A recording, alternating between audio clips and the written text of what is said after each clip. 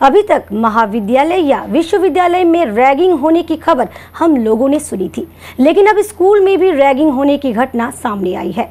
8वीं कक्षा के एक छात्र के साथ मारपीट करने का वीडियो सोशल मीडिया पर वायरल होने के बाद हंगामा मच गया है।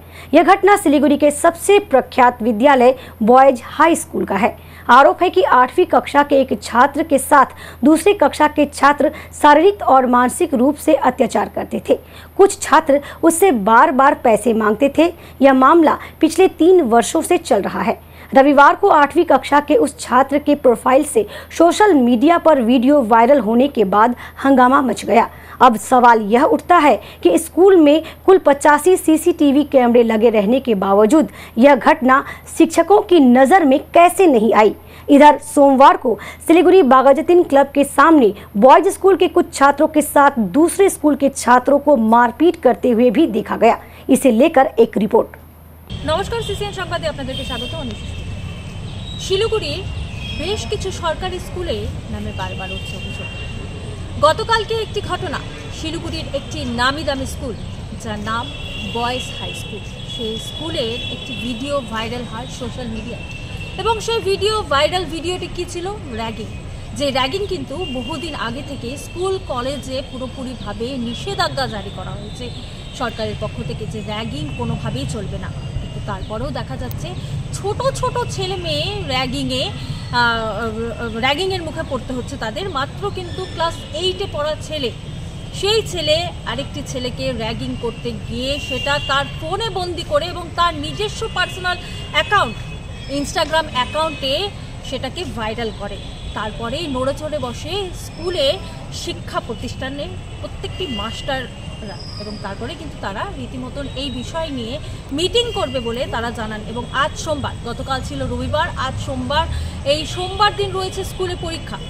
যে ব্যক্তি আরেকটি ব্যক্তিকে, যেটা ভাইরাল হয়েছে, যে 8ম শ্রেণীর ছাত্রটি আরেকটি 8ম শ্রেণীর ছাত্রকে মারধর করে, সেই ছাত্র কিন্তু আজ পরীক্ষা দিতে আসেনি, এমনটাই জানালেন স্কুলের প্রধান শিক্ষক। এবং এই বিষয় নিয়ে কিন্তু রীতিমতন সরগোল পড়েছে শিলিগুড়ি বয়েজ হাই স্কুলে। রীতিমতন টিচারদের মধ্যে কিন্তু মিটিং চলছে এটা নিয়ে, এবং আগামীকাল কিন্তু পরিবার সদস্যদের সাথে বসবে। এবং যে ব্যক্তিকে, যেই 8ম শ্রেণীর ছাত্রকে মারধর করা হয়েছে, তার পরিবার সূত্রে জানা গিয়েছে যে তারা কিন্তু ছেলেকে স্কুলে পাঠাতেও ভয় পাচ্ছেন, বা আগামীতে তারা চিন্তায় রয়েছে যে ছেলেকে আদৌ এই স্কুলে রাখবে কিনা। কিন্তু সেই ছেলেটি কিন্তু পরীক্ষা দিতে এসেছে, কিন্তু অভিযুক্ত ছেলেটি কিন্তু পরীক্ষা দিতে আসেনি, এমনটাই জানা যাচ্ছে। তার পাশাপাশি গতকালকের ঘটনার পরপরই আরও একটি ঘটনা ঘটে গেল আজ সোমবার শিলিগুড়ি বাগাজতীন ক্লাবের সামনে ঠিক এই স্কুলেরই 2টো ছাত্রকে মারধর করতে দেখা গেল মাত্র 20 টাকার জন্য। সেই 20 টাকার জন্য আরেকটি ছেলেকে মারধর করা হয়েছে, এমনটাই কিন্তু জানা যাচ্ছে। এই বিষয়ে স্কুলের প্রধান শিক্ষকের কি বক্তব্য রয়েছে, তারা কি ব্যবস্থা নিচ্ছে, এই সমস্ত বিষয় নিয়ে তুলে ধরবো আপনাদের সামনে। এটা এই মুহূর্তে আমি বলতে চাচ্ছি যে এগুলো 2-1টা বিচ্ছিন্ন ঘটনা ঘটেছে। আমরা প্রথম থেকেই সচেষ্ট ছিলাম, সবসময় আমরা প্রম্পট রিয়াকশন করি, এক্ষেত্রেও প্রম্পট রিয়াকশন করা হবে। যে কিছু কিছু ঘটনা যেগুলো হঠাৎ করে হাতের বাইরে চলে যায়, সেই ঘটনাগুলোকে কী করে কন্ট্রোলে আসার জন্য, কী করে কন্ট্রোলে আনা যায়, সে নিয়ে আমরা পাশেই এখনও মিটিং চলছে, অ্যাসিস্ট্যান্ট মাস্টার মিটিংটা চালাচ্ছেন, আমিও ছিলাম মিটিংয়ে। তো আমরা ইমিডিয়েটলি আরও একটা স্ট্রঙ্গার, আমাদের একটা anti ragging and discipline committee as per government instruction ছিলই, সেটাকে আরও স্ট্রঙ্গার এবং আরও কীভাবে ভালো করে পারফর্ম করা যায়, সো দ্যাট আমরা যে কোনো পার্টকেই কভার আপ করতে পারি, সে ব্যবস্থা করছি। আমাদের স্কুলে 85টা ক্যামেরা লাগানো আছে, তা সত্ত্বেও এই দুর্ভাগ্যজনক ঘটনাটা এমন জায়গায় হয়েছে যেখানে কোনো ক্যামেরা নেই, এবং সেই ছেলেটি একটা মোবাইল নিয়ে ঢুকে পড়েছিল। আমাদের বিদ্যালয়ে মোবাইল একদম ব্যান, আমরা কোনোভাবেই বরদাস্ত করি না। সুতরাং এই ব্যাপারে উপযুক্ত পদক্ষেপ অবশ্যই গ্রহণ করা হবে। ভিকটিমের পরিবার বলছে দীর্ঘদিন ধরে অভিযোগ করে আসছে স্কুল কর্তৃপক্ষ কোনো রকম ব্যবস্থা নেয়নি। ভিকটিমের পরিবার, যে আমার কাছে শেষ খবর, সেই শেষ খবরে উনি বৃহস্পতিবার, তারিখটা বুঝতে পারছি না, খুব সম্ভবত 7 তারিখ, বৃহস্পতিবার দিন অ্যাসিস্ট্যান্ট মাস্টার, আমি ছিলাম না, অ্যাসিস্ট্যান্ট মাস্টারের কাছে এসে রিপোর্ট করেছেন, এবং উনি রিপোর্ট করেছেন 4টের সময়। আমাদের সেকেন্ড টার্ম পরীক্ষা চলছে, 3:50 পরীক্ষা শেষ হয়ে যায়, বাচ্চাগুলো বেরিয়ে গেছে, ফলে আইডেন্টিফাই হয়নি। তারপরের দিন, তো বছর যখন বাচ্চাটা ক্লাস 7-এ পড়তো, তখন আমাকে বলেছিল, এবং আমি ব্যবস্থা নেওয়ার পরে বেশ কিছুদিন চুপচাপ ছিল, বিভিন্ন আমার কাছেও যেগুলো খবর এসেছে, এবং উনি বলেছেন তারপরে আবার এই ঘটনাটা নতুন করে এবার হয়েছে। এই ছেলেটার বিরুদ্ধে কি ব্যবস্থা নেওয়া হবে? এই ছেলেটার বিরুদ্ধে আমরা একটা উপযুক্ত ব্যবস্থা নেব।